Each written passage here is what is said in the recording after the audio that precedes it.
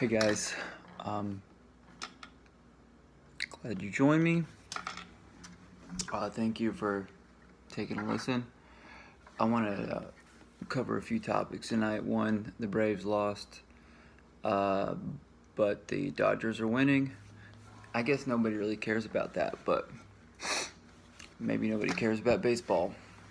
Actually, it probably doesn't matter because the Red Sox are probably going to win it all this year. Sorry. Turn all the other stuff off. Yeah, I just don't see anybody beating the Red Sox. So congratulations, Fran and Jackson. Did anybody go outside today? It was remarkably cooler than I expected. Did not. I walked out. We took the dogs out in the middle of the afternoon, and yeah, I don't know. It could have been 82. It just felt considerably more comfortable today than it did in previous days of Georgia's summer. Anyway, I want to talk about a couple things. Learning how to listen. One of the biggest issues that I think I find with a lot of people is not really knowing how to listen, or how when you some people call it playing by ear. It's not really playing by ear necessarily, but well, I mean, I guess it is. There's different levels of what you're hearing. Like when you're playing music, there's you could hear, like the first thing I learned how to hear was hearing the chord changes. So for instance, if you go from one chord to a second chord or another chord, there's sort of this sonic sort of feeling that's going on there, right? And no matter where those chords are happening, there's a similar sort of like a flavor happening. Oh, I just dropped my pick.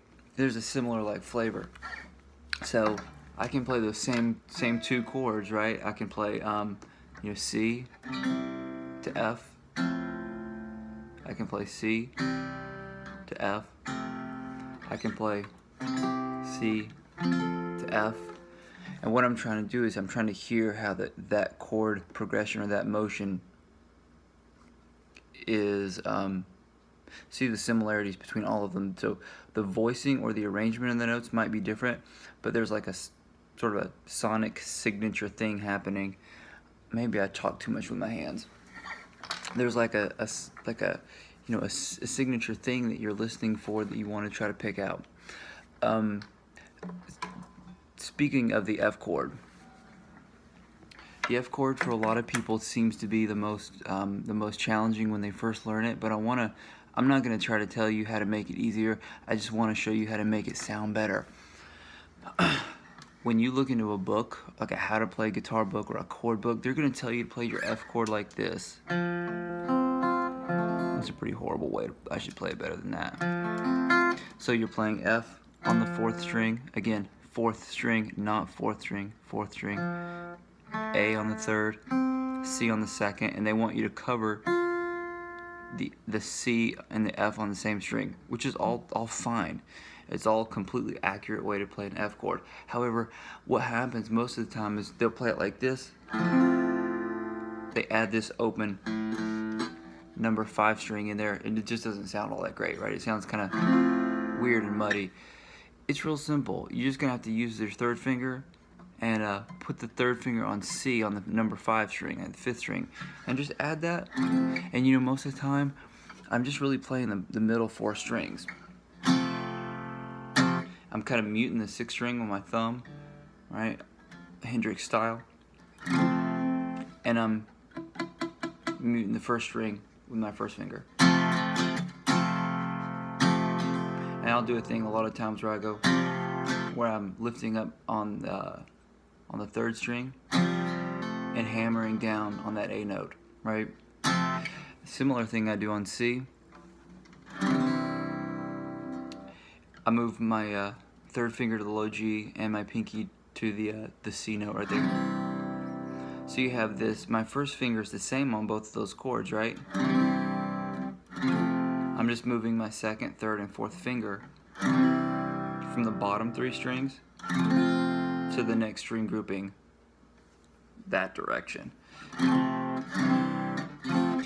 And to me, it limits the likelihood that I play a weird open string that shouldn't belong there. It also kind of makes the chord sound a little fuller. But getting back to listening, I kind of learned to play guitar in an era that predates the internet. And what I would find myself doing is turning on the stereo. Let me rephrase that. I would turn on like my Walkman, and I had cassette tapes with random songs that I had recorded from the radio, because that's how a 13-year-old with no money listens to music. And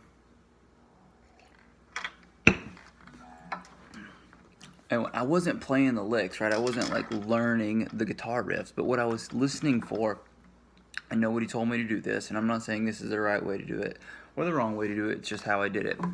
I would listen for the chord, and I would kind of hear the bass notes, right? I was hearing a lot of the bass guitar, and so I would hear like, okay, well, I would hear a chord, and I would think, okay, well, this note belongs on, this note sounds like it belongs in the chord. And then the chord would change, and I would be like, I don't know what's happening next, but this chord would come around again, like in a certain sort of like cycle. So you would hear like, oh, every 4 measures. And again, I wasn't thinking measures, I wasn't counting measures, but it would come around like, oh, well, there's that chord again.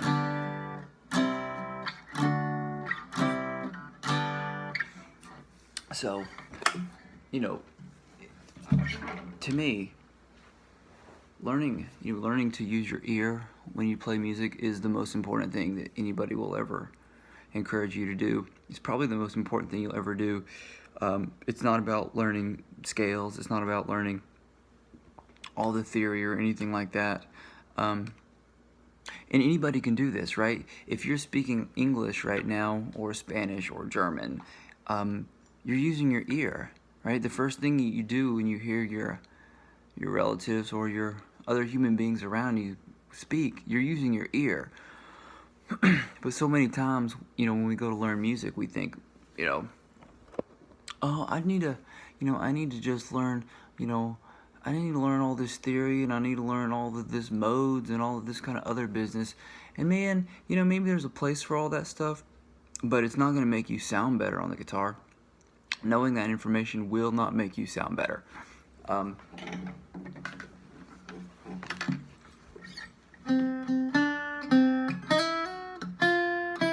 Learn to play Happy Birthday.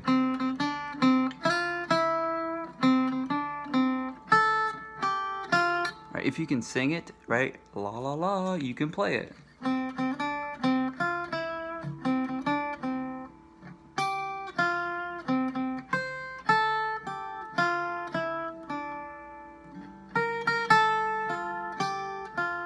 Right?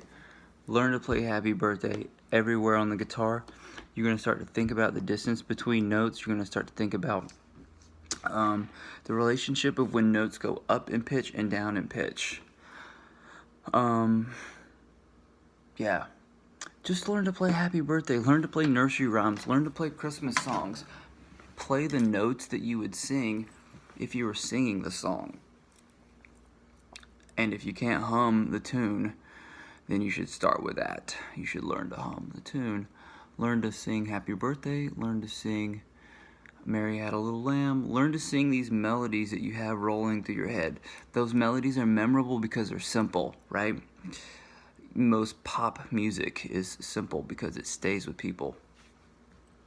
So, the F chord, learn to play it so that it sounds good. Stop playing it the way that you see it written or taught in books, because it sucks. It's not a great way to play it.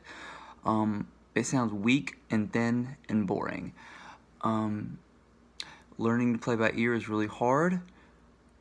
It seems impossible in the beginning, but if you turn the internet off, you stop looking at other people show you how to play your favorite songs, and you learn to play your favorite songs by the records, guess what? You win.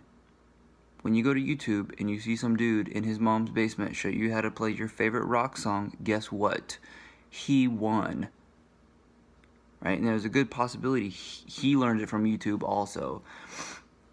If you sit down and learn songs from records, you not only learn how to play them well, but you learn because you're using your ear, okay? So, simple enough. And we're at 10 minutes. So, one more thing. I saw this thing on the internet. It was showing like pictures of Walmart in China, and holy smokes, you guys gotta look at this stuff. Like, I can't make this up. They literally had full live, well, not live, full size crocodiles like on ice. You can go to the Walmart in China and buy a full size crocodile. You can buy a shark's head in Walmart in China. The other thing I was thinking about too with this is back in the 80s, yes, I'm that old, I would go to Walmart and you'd see all these signs about Walmart, made in America, Walmart, we're proudly making your underwear in America. And I'm not going to turn this into that kind of video, but I was wondering, do they have those same signs in the Walmart in China that say proudly made in China?